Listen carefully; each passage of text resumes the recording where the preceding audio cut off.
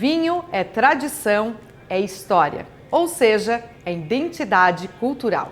E aqui em Uruçanga, a identidade da cidade perpassa pela vinicultura de uma uva rara, a uva Guete.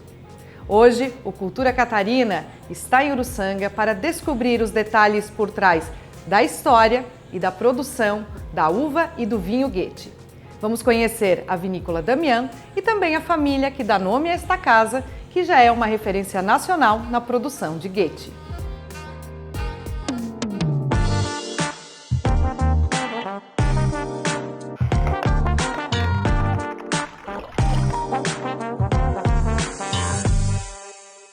Cultura Catarina, então, desembarca mais uma vez em Uruçanga. Estamos na Vinícola Damian, acompanhada do anfitrião e também administrador da casa, Matheus Damian, que dá nome à vinícola e que vai explicar para a gente, vai contar para a gente sobre a uva Guete. Então, obrigada, Matheus, por nos receber. E vamos falar da uva Guete. Que uva é essa? Que particularidade ela tem? Primeiramente, um prazer recebê-los aqui, né, Rúbia? Sempre muito bom falar sobre essa uva tão rara, típica e única. É uma uva que só tem 55 hectares plantados no mundo e esses 55 hectares concentrados aqui no sul de Santa Catarina. E cabe destacar que hoje é a primeira denominação de origem em vinhos de Santa Catarina e terceira em vinhos do Brasil.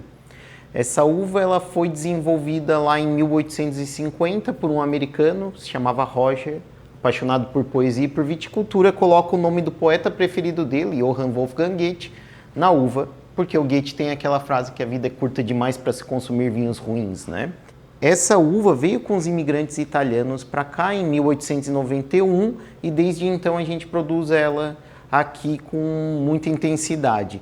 Essa uva, na realidade, ela foi espalhada pelo mundo inteiro, mas ela é difícil de lidar, ela tem baixa produtividade por hectare, ela racha o grão muito fácil e ela oxida muito rápido. O resto do mundo acabou abandonando o cultivo dela e aqui continuou se produzindo porque os exemplares de vinhos brancos que ela gerava lembravam muitos exemplares dos vinhos brancos que os italianos tomavam lá na Europa.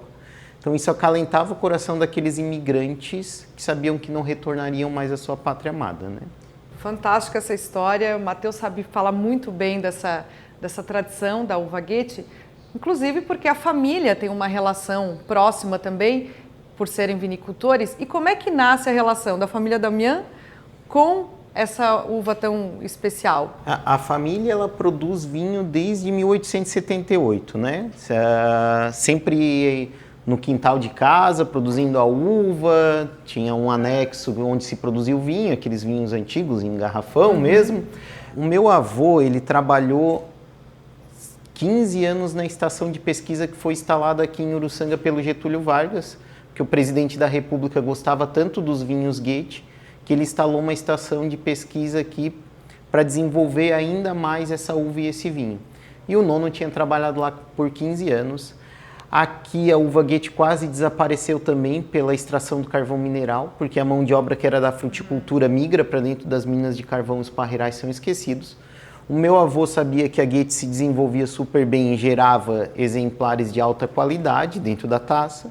Ele resolve implementar um vinhedo de uva Guete, na época eram 10 hectares, para produzir um vinho numa escala maior. Então quem ainda estava produzindo vinho Guete naquela época eram os produtores coloniais. Já não tinha mais nenhuma vinícola produzindo um vinho 100% Guete. E o nono ele resgata essa produção mais intensa de vinho Guete para realmente colocar o vinho Guete no seu devido lugar, né, que é num patamar superior. E recentemente, então, o vinho ganha essa indicação, né? Já tinha indicação geográfica, ganhou agora a denominação de origem. E como que isso impacta os produtores e a própria visibilidade do Guete? Sim, se eu continuar a história ali, junto com meu avô vem outros produtores de uva que incentivam também a uva Guete. E tudo culmina em 2005 na formação da Associação ProGuete, que é a Associação de Produtores de Uva e Vinho Guete, que visava conseguir a primeira indicação de procedência de Santa Catarina. É conquistado isso em 2012. De 2012 a 2025, a gente era uma indicação de procedência. Hoje, nós somos uma denominação de origem. O que é uma denominação de origem? É quando eu constato cientificamente que um produto produzido naquela região delimitada geográfica é típico e único. Então, nenhuma outra região no mundo consegue produzir um vinho com as características que a gente produz aqui. Isso acaba desenvolvendo toda a cadeia vitivinícola, porque nos dá um respeito mundial, né, no setor. Acaba desenvolvendo a cidade como um todo, porque a gente tem turismo, né? Então a gente vai ter rede hoteleira, restaurantes, porque o vinho está intimamente arraigado em vários setores, né? Então é uma bola de neve positiva que só faz crescer. E quando a gente fala, não é apenas um município, não é apenas Uruçanga, a gente está falando de 8 municípios aqui nos arredores que vão desenvolver cada vez mais. Só que quando a gente fala de uma denominação de origem, a gente fala de uma evolução não em anos e sim em décadas.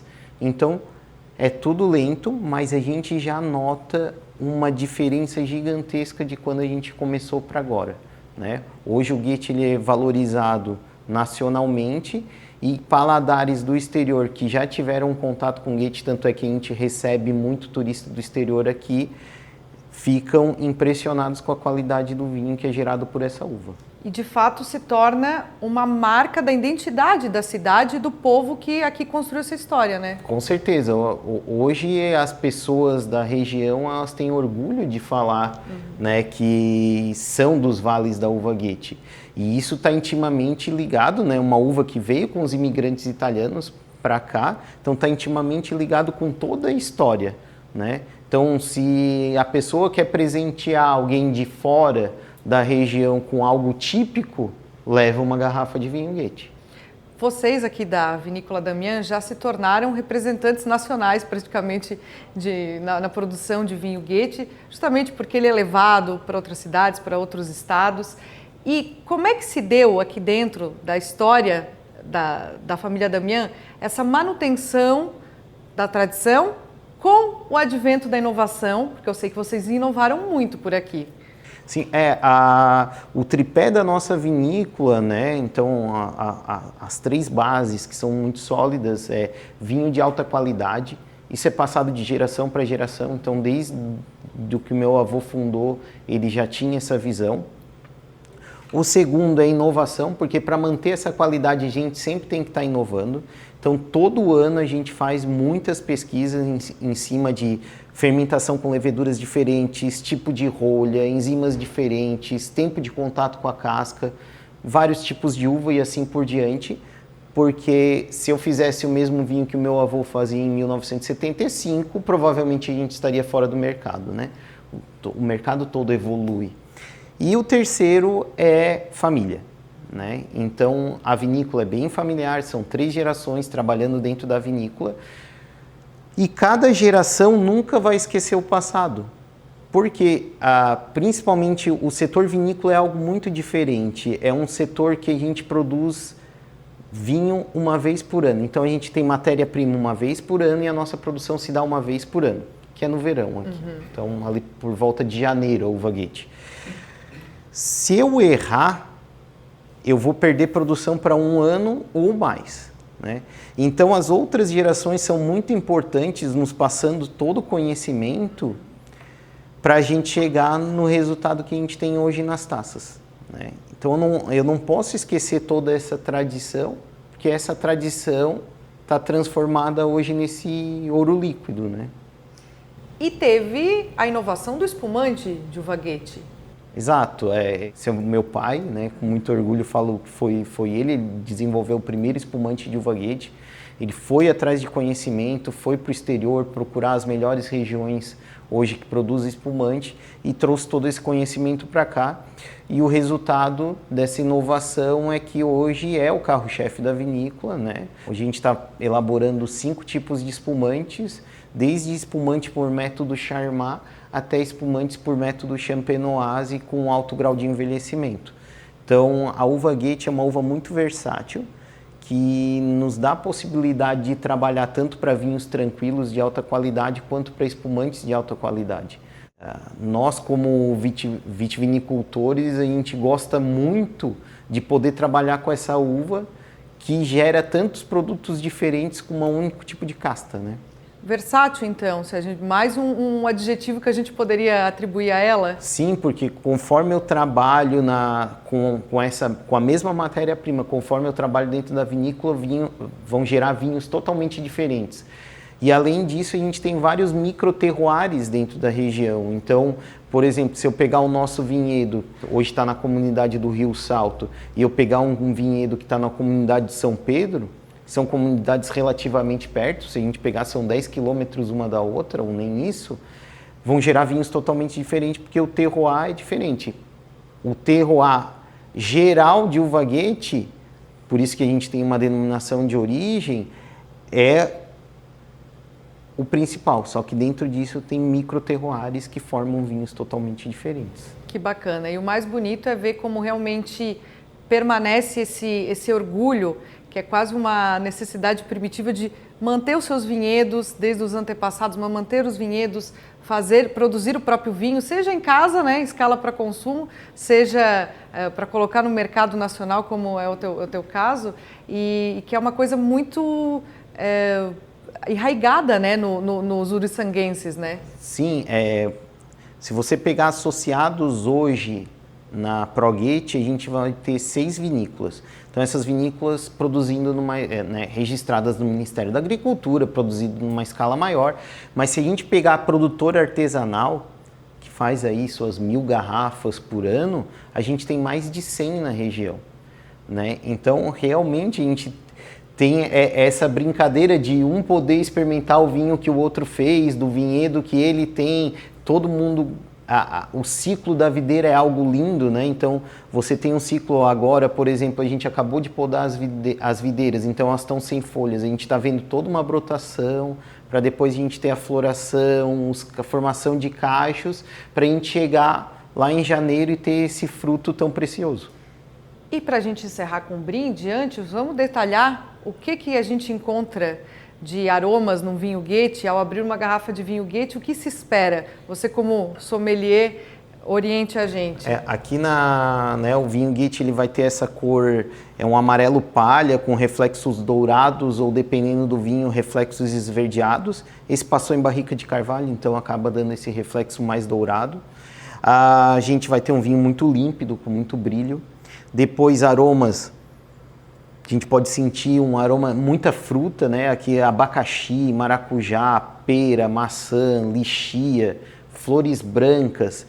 E algo que é muito marcante no Guete, a mineralidade. A gente está muito perto do litoral e a gente tem uma grande influência oceânica aqui.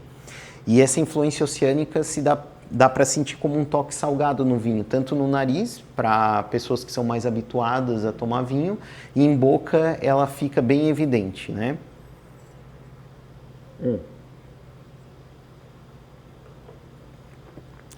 Se a gente pegar em boca, é um vinho que tem um corpo médio, uma acidez muito gostosa, bem refrescante. Apesar de ele ter um corpo médio, o que é muito bom para um vinho branco, a gente vai ter uma persistência muito longa. Você nota que ele fica muito tempo em boca. Isso faz com que o vinho seja muito gastronômico, né?